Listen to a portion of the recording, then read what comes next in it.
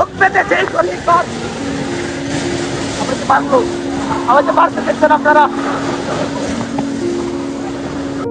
তথ্যসূত্রে জানা গিয়েছে যে উসমান হাদিকে হত্যা করার পর ভারতে লুকিয়ে আছে ফয়সাল।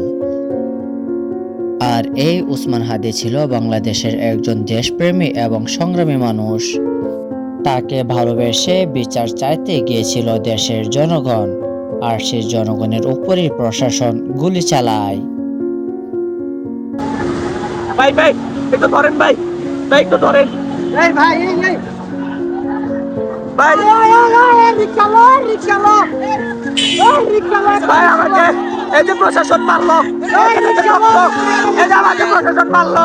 ভাই ওই বুকের ভিতর হাদির জ্বর, রিকশালো ভাই একটা রিকশালো বুকের ভিতর হাদির জ্বর, ওই বুকের ভিতর হাদির জ্বর, বুক পেতেছি গুলি কর ওই বুক পেতেছে গলে কর, বুকের ভিতর হাদির জ্বর ওই বুকের ভিতর হাদির জ্বর, বুক পেতেছি গুলি কর বুকের ভিতর হাদির জ্বর।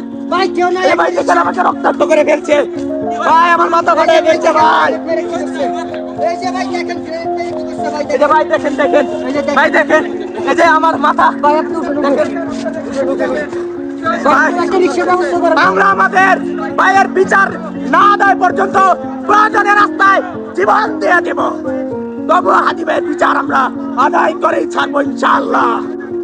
এখানে উসমান হাদিকে ভালোবেসে বেশ কয়েকজনকে বলতে শোনা যায় যে আমরা যদি মারা যাই তা তো মারা যাব, তারপরও উসমান হাদির বিচার চাইব। আর তারা উসমান হাদির মতোই বুক পেতে দিয়েছিল, আর প্রশাসন সুযোগ বুঝে তাদের মাথা এবং পায়ের মধ্যে গুরুতর রক্তাক্তভাবে আহত করে ফেলে।